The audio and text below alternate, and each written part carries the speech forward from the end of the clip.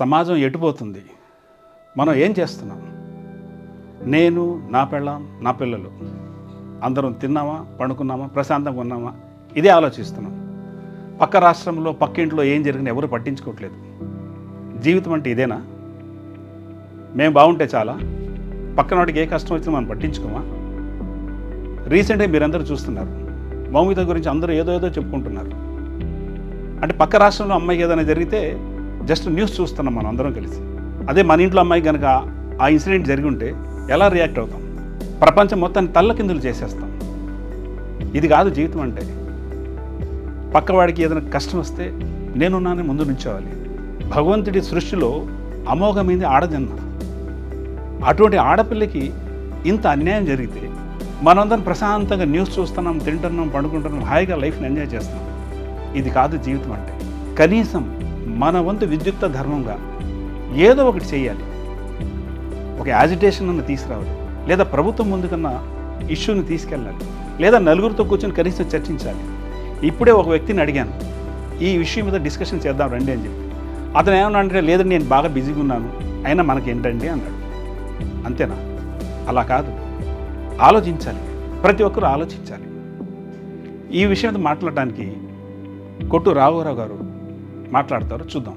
గత కొద్ది రోజుల క్రితం కలకత్తాలో ఆర్జీ కర్ మెడికల్ కాలేజ్ హాస్పిటల్లో జరిగిన అత్యంత ఘోరాతి ఘోరమైన హీనమైన ఒక ఘోరమైన రేపు, మర్డరు, అది కూడా ఒక మెడికల్ పీజీ డాక్టర్కి జరిగిన దారుణమైన ఘటనకి మనం నివసించే ఈ భూగోళం మీద 5 ఖండాల్లోని 700 మంది జనం విస్తుపోయే, వెన్నులోంచి వణుకు వచ్చే అత్యంత భయానకమైన పాశవిక చర్య జరిగింది. ఆ డాక్టర్ అత్యంత నిస్సహాయ స్థితిలో ఆవిడ సెమినార్ హాల్లో మెడికల్ కాలేజ్ హాస్పిటల్లో రెస్ట్ తీసుకుంటూ ఉంటే ఆ college principal doctor Sandip Ghosh అతను అత్యంత పాశవికంగా ఆ లేడీ డాక్టర్ని రేప్ చేసి, ఆ తర్వాత తదనంతరం తన ఫ్రెండ్స్ని నలుగురిని పిలిచి వాళ్ళందరి చేత సీక్వెన్షియల్గా రేప్ చేయించి, ఆ తర్వాత అత్యంత ఘోరాతి ఘోరంగా మర్డర్ చేయటం జరిగింది. దీనికి అంతటికీ కారణం సిబిఐ ఇన్వెస్టిగేషన్ ప్రారంభించిన తర్వాత సాక్షాత్తు వెస్ట్ బెంగాల్ సీఎం, మహిళా సీఎం, ఈ మహిళా ప్రపంచానికే కళంకం అనిపించే విధంగా ఆవిడ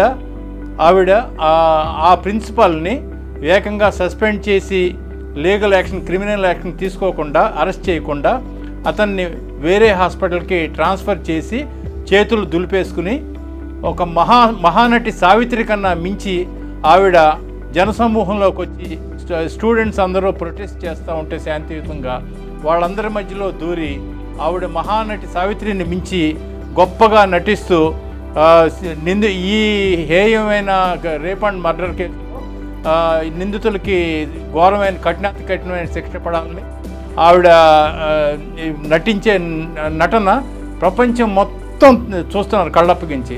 ఇది అత్యంత దుర్మార్గమైన చర్య. ఈ డాక్టర్ సందీప్ ఘోష్ వెనకాల సాక్షాత్తు టీఎంసీ ప్రభుత్వమే ఉంది. ఎంపీలు, ఎమ్మెల్యేలు, లోకల్ లీడర్సు, వాళ్ళ పిల్లలు అందరూ సమస్తం, సాక్షాత్తు సీఎం కూడా ఉందని గంటాపదంగా నమ్ముతున్నారు ప్రపంచం మొత్తం కూడా. అయితే నేను చెప్పేది ఏమిటంటే, ప్రతి మనిషి మంచి చెడులు చేస్తూ ఉంటాడు. అయితే మంచి అనేది మన స్వతహా చేస్తాడు, చెడు అనేది ఏ మనిషి కూడా తను స్వతహాగా చేయడు. భగవంతుడి క్రియేషన్లో మనిషి లోపలే ఈవిల్ సెన్స్ అనేది ఒకటి జనరేట్ చేసి పెట్టాడు. కారణం ఏంటంటే, మంచి చెడుల్ని బేరీజ్ వేసుకుని కనుక నువ్వు మంచి కర్మలు చేసుకుని వస్తే నా దగ్గర నువ్వు దాని ప్రతిఫలం మంచిది పొందుతావు అనేది భగవంతుడి యొక్క ఐడియాలజీ. ఈ ప్రకారంగా ప్రతి మనిషి తప్పు చేస్తూ ఉంటాడు, కానీ తప్పు చేసే ముందు ఒక్క నిమిషం కూడా ఆలోచించడు. కారణం ఏంటంటే, అతనికి తెలీదు అతను ఎందుకు తప్పు చేస్తున్నాడు అనేది.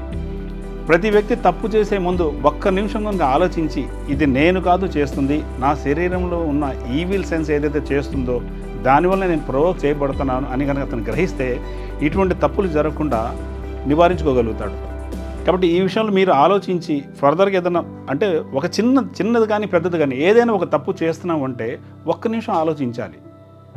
ఇంకొకటి, మనం ఎలోన్గా ఉన్నప్పుడు మన ఆలోచన విధానం మొత్తం మారిపోతుంది. ఇంట్లో నలుగురితో ఉన్నప్పుడు ఒక రకంగా బిహేవ్ చేస్తాం, ఒక్కడే కూర్చుని ఉన్నప్పుడు ఒక రకంగా బిహేవ్ చేస్తాం.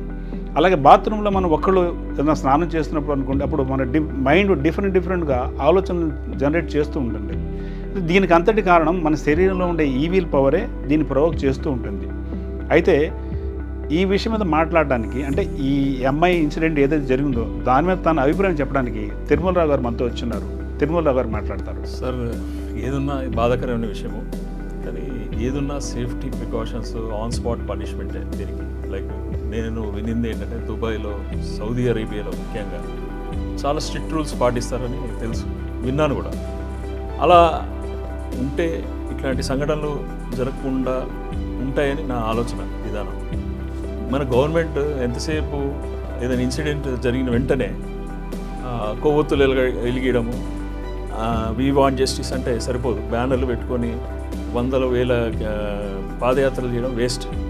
ఏదైనా సొల్యూషన్ కావాలంటే చిల్డ్రన్ దగ్గర నుంచి, నేను చూస్తున్నా కదా స్కూల్లో టీచర్ దగ్గర నుంచి పిల్లలతోటి విచిత్రమైన క్యారెక్టర్స్ అంటే బిహేవియర్, ఇటు ట్యూషన్ పంపించాలన్నా భయం అయిపోతుంది, బయట రోడ్డు మీద సింపుల్గా వదిలేయాలన్నా భయం వేస్తుంది. చిన్నపిల్లల దగ్గర క్యారెక్టర్స్ చూస్తుంటే, అంటే పెద్దల క్యారెక్టర్స్, లెక్చరర్స్, టీచర్స్. సో అట్లా సపరేట్ స్కూల్ ఆఫ్ ఎడ్యుకేషన్ ఎప్పటి నుంచో నేను ministry of welfare, child and వెల్ఫేర్కి షేర్ చేయడం జరిగింది.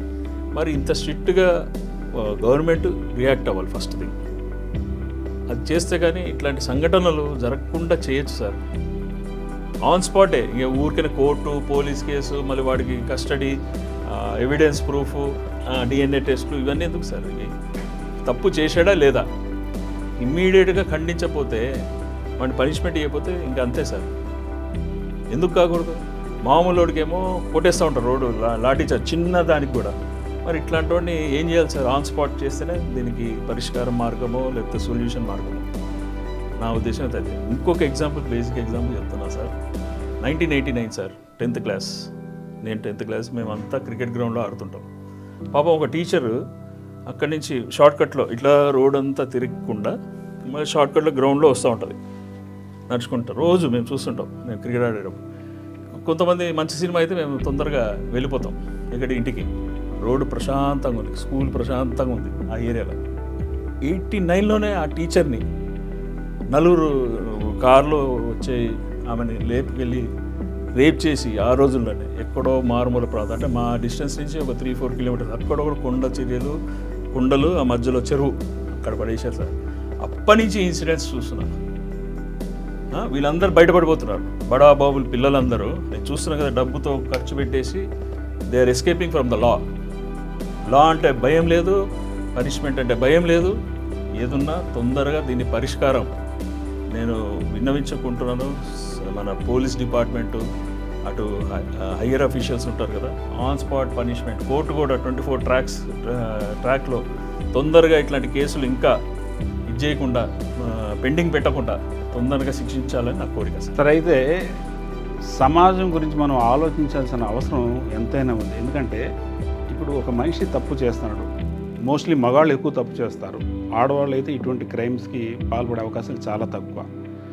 ఇందులో ప్రధానంగా తల్లిదండ్రులదే ఇందులో ఎక్కువ భాగం తప్పు ఉంటుంది.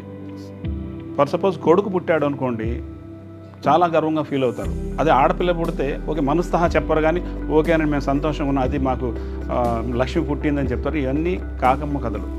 మగపిల్లాడు పుడితేనే హ్యాపీగా ఉంటారు, సమాజంలో పరువు ఉందని ఫీల్ అవుతారు, తర్వాత వంశోద్ధారకుడు వచ్చాడని చెప్తారు. అయితే మగపిల్లవాడిని పెంచే విధానం కేవలం తల్లిదండ్రుల చేతిలో ఉంది. వాడిని చిన్నప్పటి నుంచి కనుక మీరు ఇది కరెక్టు, ఇది రైటు, ఇది రాంగు అని, అంటే మన పాత వాళ్ళు ఏ విధానాలు అవలంబించేవాళ్ళు పూర్తిగా మనం త్యజించేసాం. ఎంతవరకు ఎందుకండి, మనం తెలుగు వాళ్ళు అయ్యుండి కూడా ఈ రోజుల్లో తెలుగుని పూర్తిగా విస్మరించాం. అంటే పాతకాలంలో ఆ తెలుగుతనాన్ని అనుభవించుకుంటే కనీసం ఎలా బ్రతకాలి, ఎలా గురువులతో ఎలా బిహేవ్ చేయాలి, అంటే చుట్టాలతో ఎలా ఉండాలి, రిలేషన్స్ ఎలా మెయింటైన్ చేయాలి, ఇవన్నీ తెలుస్తుండేది. ఈ జనరేషన్ ఏముంది, వాడికి ఏం కావాలంటే వాడి గొంతుమ కొరకు, వాడు చిన్నవాడు ఇంతే ఉంటాడు, వాడు కారు అంటే కారు ఇప్పిస్తారు, బైక్ అంటే బైక్ ఇప్పిస్తారు, అంటే కొడుకు ఏం చెప్తే అది చేస్తారు. అదే ఆడపిల్ల అనుకోండి, చెప్తాము చేస్తూ ఉంటారు, సంభవం చేస్తున్నారు కొంతమంది. కానీ మగపిల్లాడి పట్ల చాలా పక్షపాత వ్యవహారిని వైఖరిస్తున్నారు తల్లిదండ్రులు. మీరు కనుక సక్రమంగా పిల్లల్ని అప్బ్రింగ్ చేస్తే వాడు ఇటువంటి తప్పులు చేయడు.